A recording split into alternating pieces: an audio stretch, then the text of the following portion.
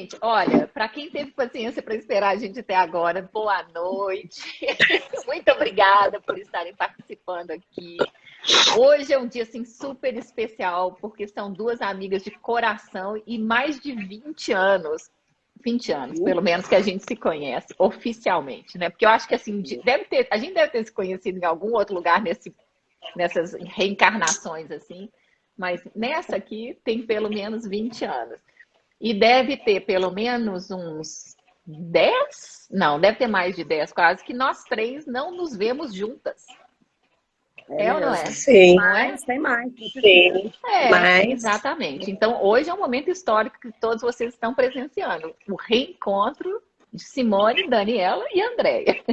É mesmo, uma delícia. Não é? E o que trouxe a gente junto é que nós três trabalhamos na Genzyme, que Deus a tenha. Enfim, nós trabalhamos juntos na Genzyme, conhecemos as doenças raras, somos e continuamos sendo apaixonadas pelas doenças raras. A Andréia, né, continua a saga de uma certa maneira parecida. Eu fui para outros caminhos. A Dani, então, né? Várias histórias para a gente contar. Exatamente, exatamente. E eu falei aqui rapidinho, eu não sei se a André não estava aqui na hora, André, porque eu falei as coisas em comum que eu tenho com a Dani. Aí eu falei, tem uma, tem duas, chegou no 5, depois a gente começou a mudar de assunto e tal, né? Eu fiquei só no bióloga. Exatamente, mas não, na bióloga e na Genzyme. Bióloga Genzyme, ok. Exatamente. Então, aí é o seguinte. Primeiro, eu tenho uma pergunta mais séria para depois a gente continuar nessa coisa toda, né? Nesses 20 anos de doenças raras, fala para mim, e aí quem quiser começa, o que foi a coisa que mais te impactou? Porque a gente sempre conversou muito, né, dessa coisa de doença rara, como é que mexeu com a gente, mas o que é que mais marcou? Quem vai falar primeiro? Não vou fazer que nem no colégio, eu vou falar o nome. Não, posso falar, tranquilo, acho até que vocês vão concordar totalmente comigo, mas assim, o lidar com os pacientes, né, lidar com a dor, com a angústia do paciente é sempre muito impactante. E para mim, eu lembro muito bem da primeira reunião de pacientes que eu tive a oportunidade de participar. E eram pacientes de mucopolissacaridose. Então, normalmente os pais iam com os pacientes juntos. E aquele impacto de você ver aquelas famílias se dedicando totalmente àquelas crianças, àqueles filhos e lutando por eles, me deixou tão pequenininha, assim, os problemas que eu tinha com meu filho eram tão pequenos perto daqueles problemas grandes de saúde mesmo, né? Então aquelas desobediências, aquelas coisinhas que me irritavam tanto, passaram a ser tão ínfimas diante daquilo tudo. Então acho que esse foi o primeiro impacto da minha vida, né? De descobrir o quão raro eram os pacientes raros e o quão raro eram as pessoas que cuidavam dos pacientes raros e o quanto eles tinham que se dedicar a isso. Verdade. Foi verdade. E Verônica está falando ali, a força e a resiliência das famílias, né? Que eu acho que é uma característica ainda super gigantesca nas MPS. E você, Dani? Não vale repetir. Pois é, além disso tudo que a Andréia falou, uma coisa que me impressionava muito era quando eles ainda não tinham o diagnóstico, ou mesmo que tivessem o diagnóstico, as pessoas desconfiavam do que aquelas pessoas estavam sentindo. E isso depois eu vim a experimentar o que é isso do outro lado, né, como paciente.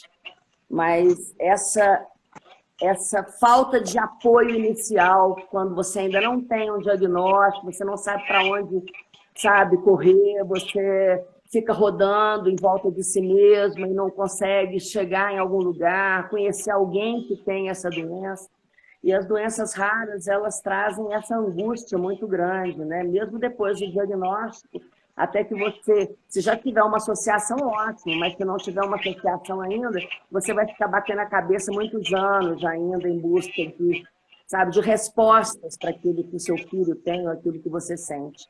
É verdade. E essa falta de credibilidade que essas pessoas passavam para as outras, que a julgavam, né? Ah, isso é preguiça, isso não existe, isso aí é moleza, enfim, várias coisas. Isso me deixava com muita compaixão, sabe? Porque e depois que eu experimentei a fibromialgia na minha vida e a dificuldade de um diagnóstico, e você, sabe, ficar passando de médico em médico, e ninguém te dá uma resposta clara, e você não sabe o que tem, pensa, estou morrendo, o que está acontecendo comigo?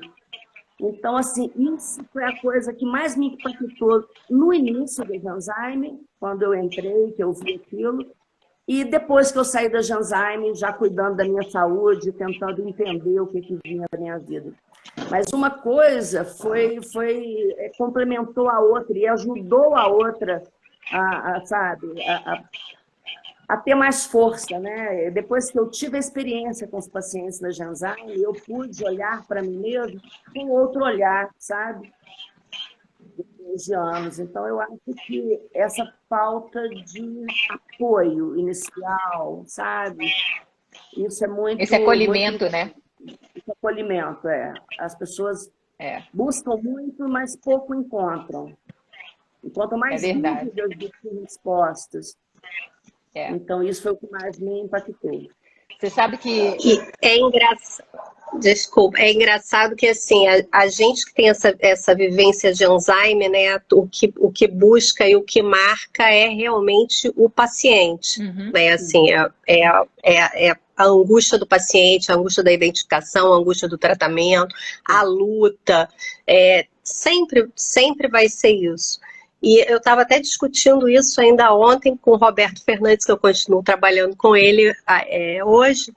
E como a gente foi privilegiado na Genzyme, que a Genzyme sempre teve essa visão do take care of patient, né? De tudo focado no paciente. A gente nunca trabalhou numa empresa que era números, que era budget, que era o quanto se vende, era tudo, vamos fazer tudo pelo paciente. O resultado pelo paciente. Eram os lucros. A gente já tinha patient centricity, que hoje é moda, há 20 anos atrás, sem nem saber o que era isso. Exatamente. Né? Então, eu lembro demais aquela coisa que a gente tinha da Genzyme, né? De do the right thing.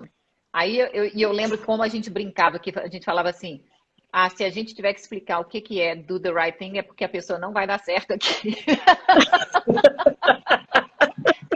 Né? A gente já tinha essas coisas. Eu falei sobre isso com o Rogério no dia que a gente fez a live aqui também. Porque é uma coisa bem impressionante. E você, né, André, falou da sua primeira reunião que foi de muco-poli, a minha também foi de muco-poli. E eu saí da reunião exatamente com o mesmo sentimento. Quer dizer, eu lembro de chegar em casa, vindo de Porto Alegre, abri a porta, estava lá marido com os meninos, e eu olhei para o marido, e falei para o meu ex-marido, né, e falei para ele assim, olha, se você reclamar dos nossos filhos uma única vez, eu te mato, porque você não tem noção que o mundo que existe lá fora, né? Então, é uma coisa muito importante. Eu acho que abriu um mundo diferente, né, para a gente ver que tem tanta coisa que precisa ser feita, tanta coisa para poder acontecer nesse sentido. E aí, Dani, eu acho que, enfim, já que você falou, né, da sua experiência agora, do outro lado, vamos dizer assim, porque a gente estava do lado da Genzyme como biotech, trazendo tratamento e tal, e de repente você entrou para o lado do paciente que precisava ser acolhida, precisava de tratamento, né?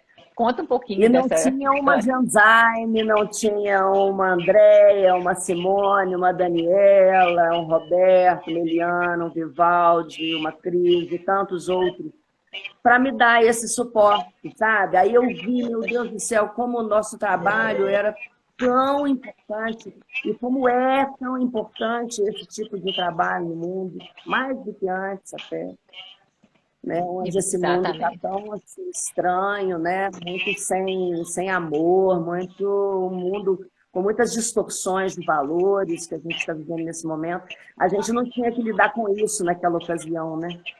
É verdade. Mas eu senti muita falta disso, desse acolhimento, sabe? Uhum.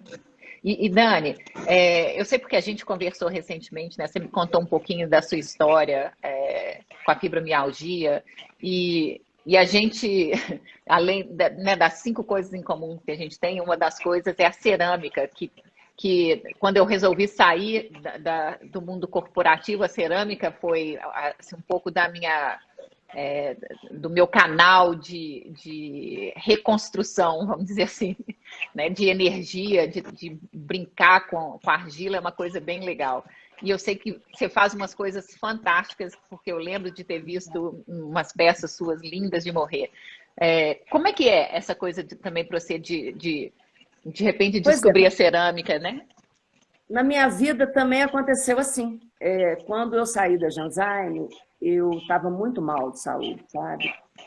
Só que fibromialgia é um negócio que você sofre e ninguém vê, né? Porque ninguém vê a dor do outro. Eu não tinha nenhuma ferida, eu não tinha nada assim que pudesse apresentar aquele quadro de completa invalidez que eu fiquei. Porque não chegou num ponto que eu já não consegui, que todos os músculos, nervos, tendões, todas as minhas articulações, tudo doía, dói. Mas naquela ocasião, onde eu tive uma crise mesmo muito forte, é o marco da fibromialgia que marca a minha vida até hoje. E foi assim também, a cerâmica foi para tentar me reconectar, sabe? Para tentar uma cura nesse outro mundo também. Argila é uma coisa medicinal, então eu fui toda nessa vibe, sabe? De coisa. Mas daí eu também encontrei problemas com isso, porque eu tenho um torno, eu adoro mexer no torno, mas você precisa de força, você precisa das suas mãos, dos seus ombros, dos seus braços, você precisa. Então, isso muitas vezes, na minha própria cerâmica aqui em casa, eu tenho um ateliê, eu gosto, eu amo o que eu faço, mas muitas vezes eu tenho que ficar parada porque o meu corpo não está respondendo naquela coisa. Então é assim, sabe? A fibromialgia é uma doença muito estigmatizada, onde as pessoas não veem o que acontece e não acreditam na pessoa que tem. E isso eu vi muito quando um paciente de Fabry... De Fabry. Ele sentia tantas dores horríveis, horríveis, e eu ficava com tanta pena dele. E quando isso aconteceu comigo, eu falava, Deus, eu entendo o Ricardo, eu entendo o Ricardo. Como é difícil você ser julgado, sabe, por uma coisa que o outro não está conseguindo ver. Porque não é visível, né? Uhum. Que não é visível, né? Então muito complicado. E estar do outro lado, aqui no Brasil hoje, é mais complicado ainda, né? Eu não consegui, por exemplo, nem auxílio-doença. Eu consegui auxílio-doença 3 ocasiões, e tudo assim, passado, tendo que entrar na justiça, tendo, sabe, que me humilhar, tendo que sabe, que implorar para os médicos, pelo amor de Deus, eu preciso me tratar, eu preciso desse apoio. Se eu não tivesse uma família com uma situação boa, eu acredito que eu, como muitas pessoas com fibromialgia, estaria num cantinho sofrendo de dor. Pior que não morre, não.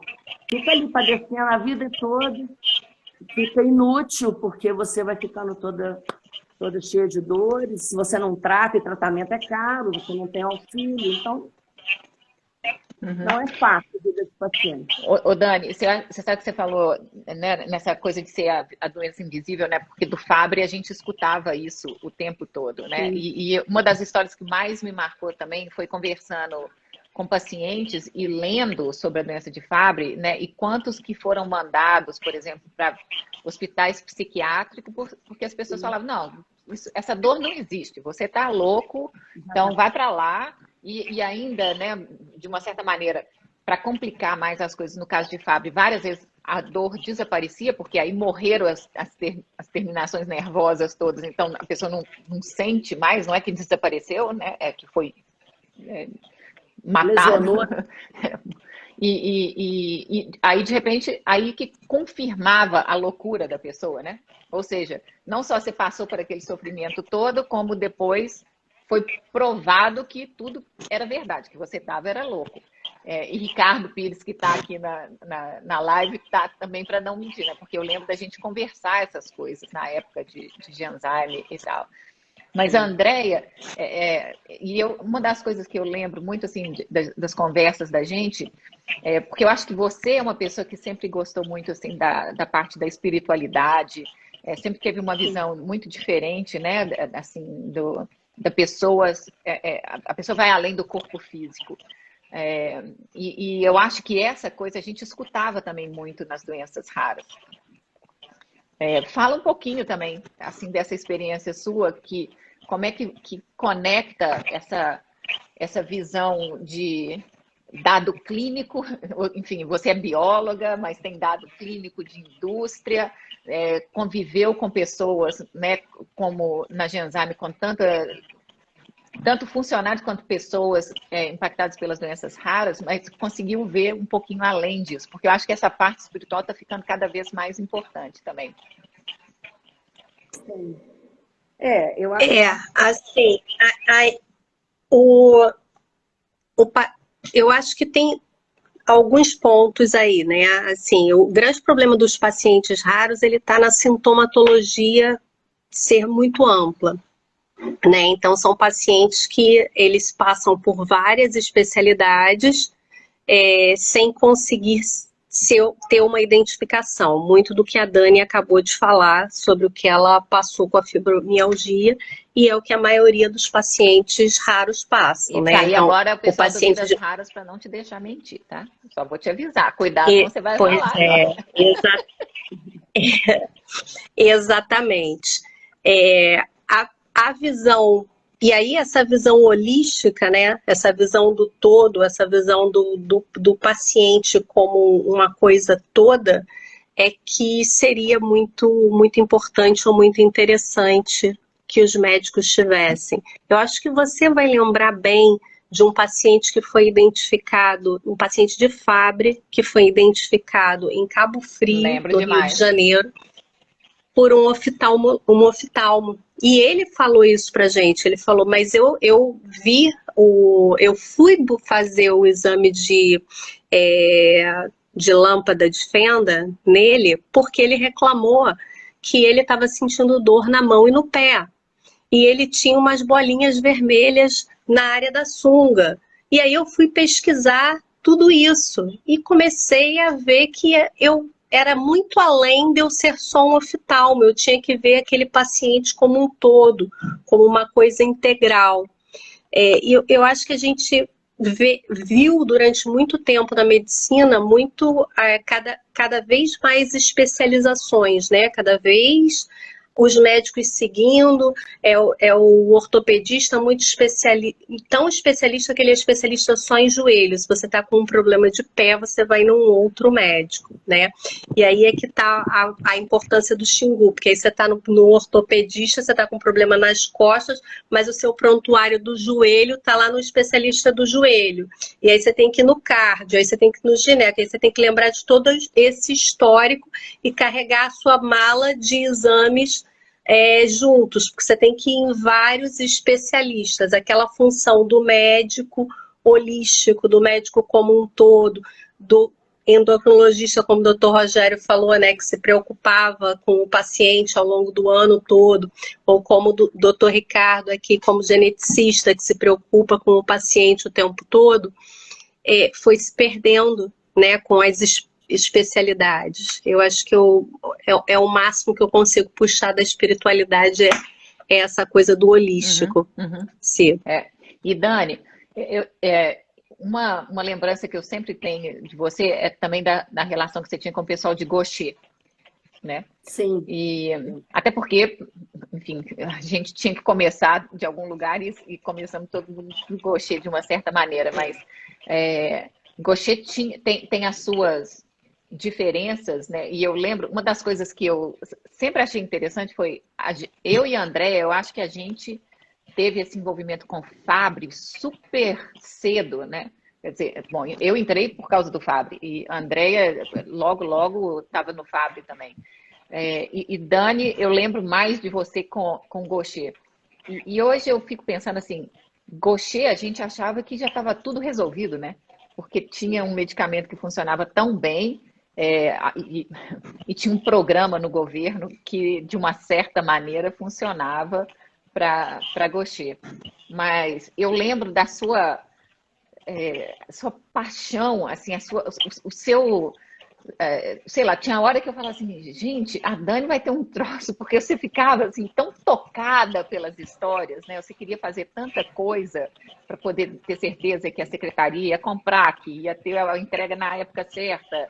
Bom, e depois, quando a gente entra para a parte da falta de medicamento na época, em 2009, aí é uma outra história bem diferente, mas o que te marcou muito no Gaucher? Porque eu acho que a André e eu falamos um pouco de Fábio, nós todos falamos de Mucopoli, mas eu acho que Gaucher foi uma coisa muito importante na vida de todo mundo também, né? A Genzyme começou, né, com a doença de Gaucher, e aqui não foi diferente. E eu acho que a Genzyme sempre teve, naquela ocasião, formada, procurando cada pessoa daquela ali, que eu acho que a Genzyme era uma empresa tão fora da caixa, que todas as pessoas que entraram eram muito fora da caixa mesmo, né? Já nascia o pessoal fora da caixa. Uns penduravam na caixa, entendeu? Era uma loucura aquilo.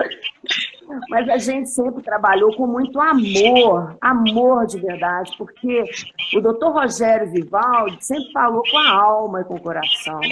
O Henry sempre falou com a alma e com o coração. E a gente sempre, e as pessoas que entraram para essa empresa no começo, elas, apesar de cada uma ter a sua particularidade, todos tinham uma abertura, sabe, emocional, para acolher, tinha já uma característica, sabe, pessoal, para fazer tão brilhantemente o que foi feito durante tantos anos, né? E que espero que a Genzyme e Sanofi faça, sabe, coisas maravilhosas que já foram feitas no passado e que deram muito certo. Legal, legal. E sabe que tem um médico participando aqui que eu acho que vocês não sei se a Andrea conhece. O Arthur, ele é residente de genética lá em Ribeirão Preto. E eu conheci o Arthur porque Paula Aranda, que conhece Deus e o Mundo, me apresentou para o Arthur, né? E eu e o Arthur, a gente vem trocando um monte de figurinha. E ele falou aqui uma coisa que eu achei muito legal. Ele falou que por isso que é importante formar mais geneticistas que têm essa visão global do paciente, né, do doente raro. E eu te falo assim, pelo que eu conheço do Arthur, ele podia ter sido um genzymiano, que é super apaixonado pelo paciente. É a paixão e o amor pelo paciente. Exatamente. Pela causa. Qual que é a causa? A causa é melhorar a situação daquela pessoa que está sofrendo e a família dela. Exatamente. Como acréscimo, como veio, né? Quantos prêmios ganhamos da Genzyme, quantos recordes da Genzyme bateu, tudo por consequência de um trabalho de amor de verdade. É verdade, é verdade. E eu acho fantástico, né? Você pensa que, enfim, a gente se conhece há 20 anos, tem, sei lá, já tinha mais de 10 anos que a gente não se falava e a gente senta e conversa como se nunca tivesse distanciado, né? Deixado de falar. Né? Isso é amizade, isso é bom demais. Exatamente. A gente, olha, bom, daqui a pouco a gente vai começar a contar os casos aqui, aí vou esperar mais um pouquinho, vou tentar ser séria mais um pouquinho. Porque também, só o fato da gente estar vendo as pessoas que estão entrando aqui na live também, né? A Dani, só a Dani vai terminar com a piada do elefante da formiga. Nunca. Andréia! E a Cristiana Petris tem que participar para traduzir para o inglês quando for passar lá nos Estados Unidos. A Mônica tá aqui dando risada. Desculpa, Simone, volta para ser séria. Mônica, beijo para você. Olha, eu tô falando, antes que o Ricardo falando que ele tá saindo, mas isso é uma coisa importante mesmo, né? Porque eu fico pensando assim, olha, tem 20 anos que a gente se conhece, uns 10 que a gente não se falava. Aí, de repente, estou vendo Verônica, Mônica, Cláudia Matos, Ai, que delícia. Essa galera aí já ouviu, a piada. Eu não sei se o Cadu ainda está aí, mas o Cadu, você lembra que trabalhava com a Sandra, Claro, na NZ, está aí. Claro, Cadu. Olha, é fantástico, é fantástico. A Andrea Daidoni entrou. Eu falo assim, a gente não tem como esquecer, né? Porque eu lembro de várias conversas, assim, de maneira geral, na indústria, porque muita gente perguntava pra gente, que loucura é essa que vocês falam tanto do paciente, do paciente, do paciente, do paciente, né? E a gente fala, gente, não é possível que você não tá vendo. Isso existe, né? Isso é o nosso dia a dia. Ai, Sandra tá aí. Sandra da NZ. Ai, que delícia.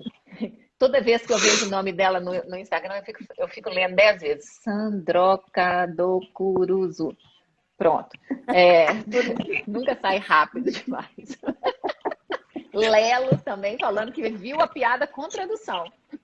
Ah, aí, Lelo! Eu vou deixar o Lelo contar no meu lugar, tem jeito? Cara, eu não ouvia falar dessa piada há muito tempo, agora vai ser difícil não parar de lembrar ela. Enfim. Sabe que tem sido fantástico nessa loucura toda de ter criado a Xingu. Para mim, uma das coisas mais fantásticas é exatamente reconectar e poder reviver essas conversas que a gente tinha, porque elas não, a importância dela não desaparece. Né? Eu estava falando nessa parte assim, como é que outras pessoas de outras empresas falavam com a gente, cara, vocês são meio malucas da cabeça, como é que vocês conversam com os pacientes assim, conversa com os pacientes, não é, o que a gente faria? A gente ia ignorar, virar as costas, sair correndo? Eu não entendo isso, né? A gente queria aprender tanta coisa com os pacientes. E aprender com os médicos, enfim, Verônica, Ricardo participando da live. A Verônica acabou indo para o lado negro da força, né? Entrou para a indústria também. A minha madrinha está falando boa noite, então tem que dar boa noite para ela. Ei, tia Nena! Eu vi também tio Nelson, eu vi tio Fuca, tá vendo? Família é uma coisa fantástica para poder fazer a gente parecer bonitinho. Enfim, e minha família, e eu sei que acontecia com a vocês também, tinha hora que não entendia nada. Como que você já vai viajar de novo? E aí a Sandra ficava feliz com as nossas viagens e a família perguntando como é que a gente ia viajar de novo. Né? Que história era essa? Que sempre tinha uma reunião de paciente aqui, uma reunião de paciente ali. Mas você vai conversar assim com um monte? Não, mãe, é um. Eu lembro tanto de falar essas coisas. Não, mãe, é um paciente que eu estou indo conversar. Mas por que você tem que ir lá para esse lugar para falar com o paciente? Mas porque o paciente está lá, então a gente vai lá e conversa. Sabe que eu lembro da Verônica? Você lembra, André? Acho que a Dani já tinha saído. A Verônica uma vez fez um slide junto com... Agora eu não lembro quem que era o CSA, não. Mostrando o caminho que eles faziam para poder ir visitar aquela família de Fabre lá na Paraíba. Era Paraíba? Curimatá. Exatamente. Curimatá. E aí, com o carro atolado na areia. Era o Landim e o Vinícius, que está aqui na live também. Então, o Vinícius entrou aqui. Aí eu lembro desse negócio do carro atolado na areia. Um deles gravou o vídeo para poder falar para a mulher, tá vendo? Eu tô aqui mesmo, de verdade, porque para acreditar... Onde a gente ia, muitas aventuras que a gente teve que passar para alcançar as pessoas que precisavam do medicamento, né? É verdade. Em todos os lugares mais isolados do país, porque tinha índiozinho com alguma doença genética, sempre tinha pessoas, né, distantes que estavam ali precisando de ajuda. Eu me lembro muitas vezes das pessoas falando, mas você veio, na época eu morava no Rio, mas você veio do Rio de Janeiro só para falar com ele? Foi, eu vim para conhecer, para saber como é que está a vida dele, para essa pessoa.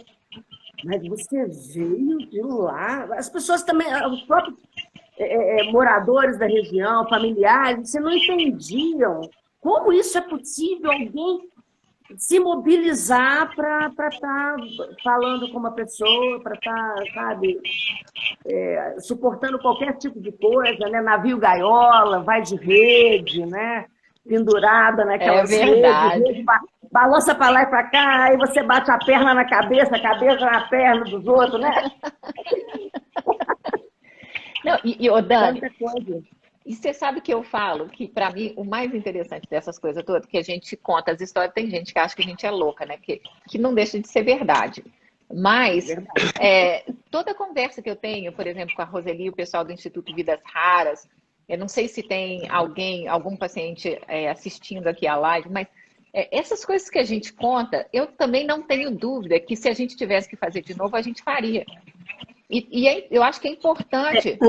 Na verdade, não, né? Não, pois é, mas eu então, ia falar assim, se a gente fizesse, a gente faria, mas agora tem um monte de regra diferente também, né? De compliance, de um monte de coisa que.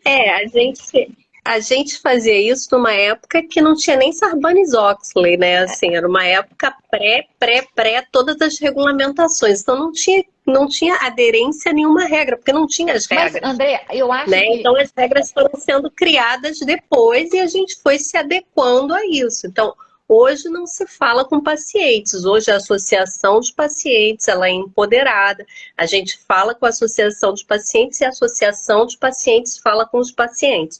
Ou um programa de suporte ao paciente fala com o paciente e codifica os dados e passa para a empresa. A gente perde muito com isso, né? Todo aquele nosso emocional de carinho de cada paciente a gente perde. Mas consegue-se essa informação de uma certa forma através das associações e através dos programas. Mas eu acho que mesmo assim a qualidade dessas interações, ainda que acontecendo através das associações, elas são diferentes para quando a gente acredita na importância delas do que aquela coisa meio mecânica que a gente sabe que acontece também.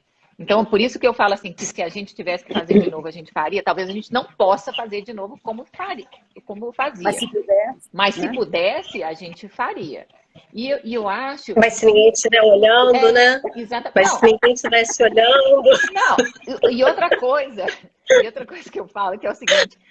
Essa coisa da interação com o paciente, quer dizer, primeiro tem aquela coisa que é uma certa diferença entre os Estados Unidos e o Brasil nisso, né? Porque nos Estados Unidos você pede autorização para falar com o paciente, se o paciente der autorização, você fala. No Brasil não está necessariamente nesse mesmo jeito, mas eu acho que vai evoluir. E com a entrada do LGPD, a verdade seja dita que isso pode acontecer de uma certa maneira, as pessoas sendo preparadas e tendo a responsabilidade para lidar com isso, né? Mas eu acho que essas coisas são interessantes porque mesmo na época da gente, é engraçado falar assim, na época da gente que não tinham essas regras, a gente sempre foi muito preocupado com a privacidade dos pacientes, com a maneira como a gente interagia com eles, com como que a gente compartilhava essa informação. Então, para mim, todo mundo fala, ai, nossa, agora entrou o LGPD. Não tem diferença nenhuma.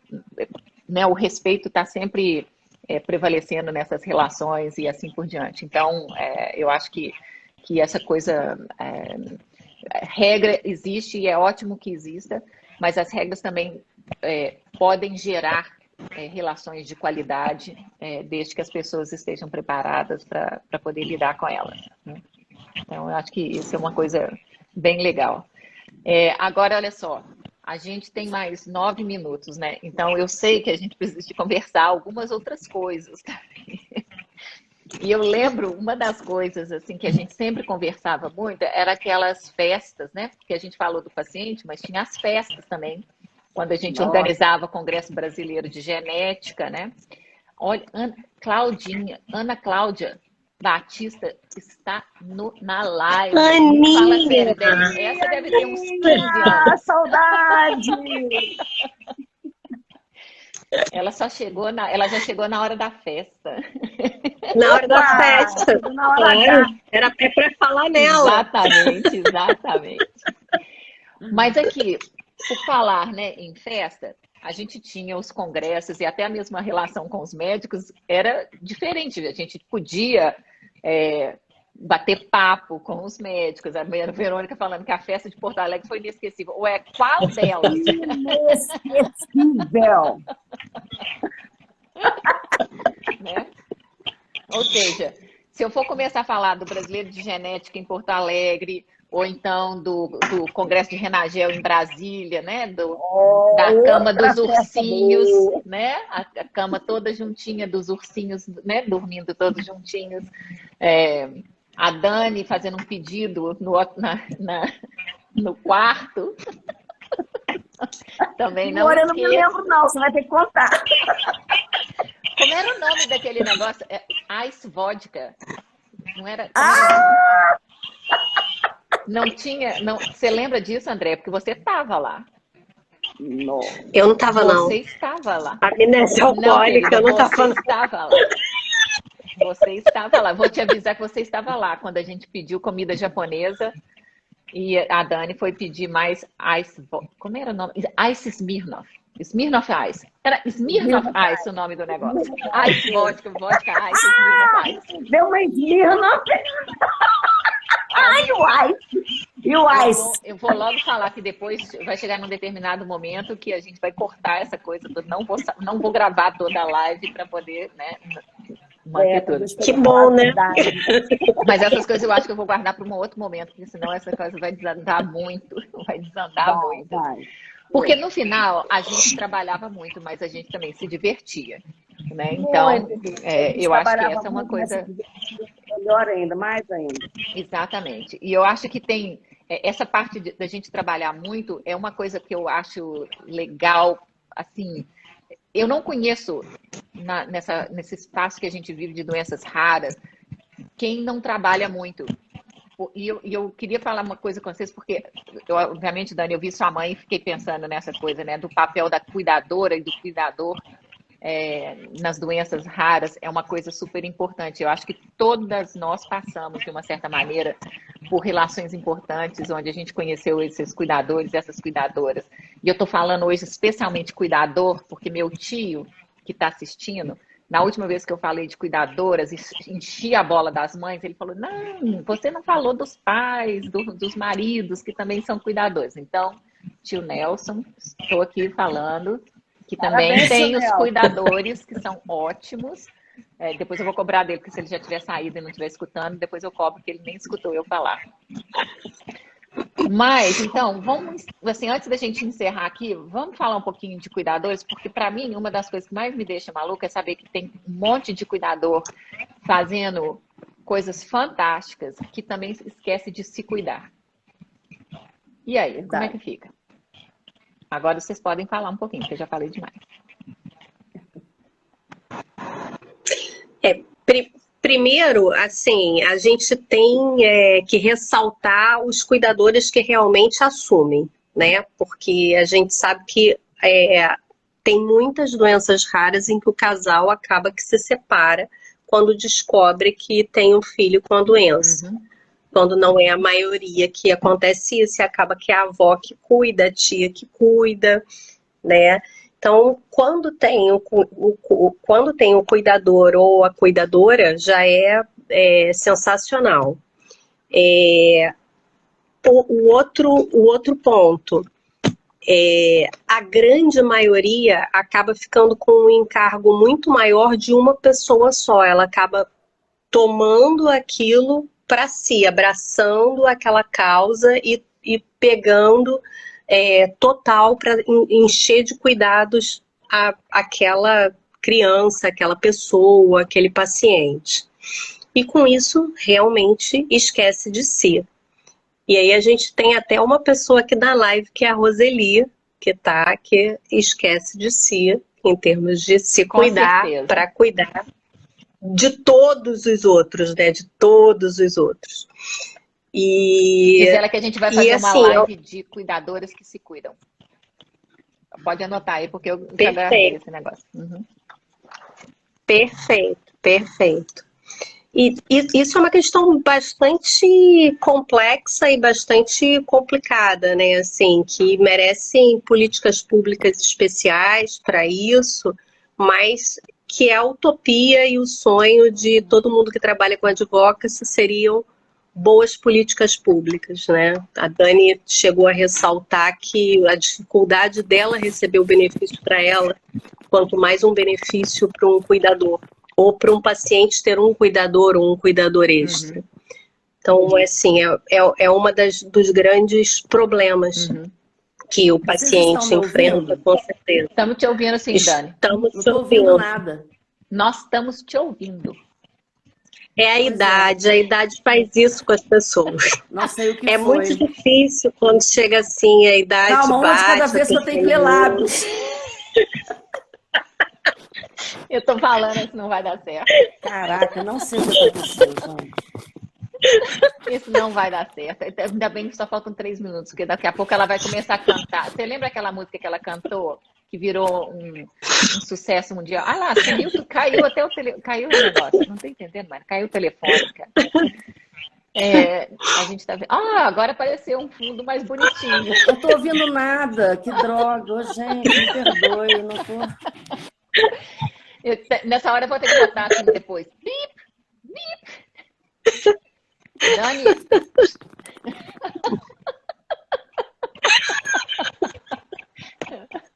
Andréia, mas então a gente deixa a Dani calada, que acho que é a maior tortura da vida dela. Saber que a gente está falando e ela lá.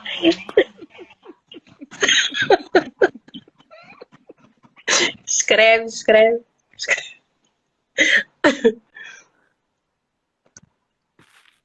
Simone, foi você que Só fechou rindo. meu áudio para não contar piada? Eu nada. Porque a gente te escuta, Dani. Hello? A gente te escuta. Olha, mas enfim, as cuidadoras, quem sabe então as cuidadoras e cuidadores, meu tio já me mandou uma mensagem falando que existem cuidadores, que ele escutou eu falando. Então eu já estou feliz aqui. Mas, enfim, como a gente vai ter que encerrar agora, a gente depois convida a Dani para voltar quando ela tiver autorizada a falar sem a tarja preta, né? Para isso. Mas eu queria, na verdade, era Alguém me agradecer. deixou mudo. Ah lá, agora virou tudo quanto é coisa diferente. Será que ela está com... Eu já apertei tudo que eu podia aqui, não sei o que faço.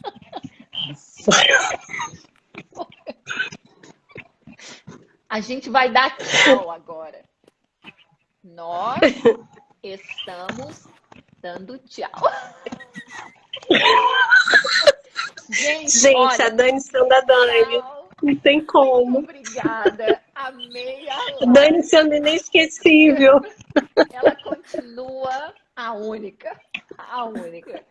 E um dia, quando não for uma live séria como essa, a gente deixa a Dani contar até a história, né? A piadinha da formiguinha e do elefante.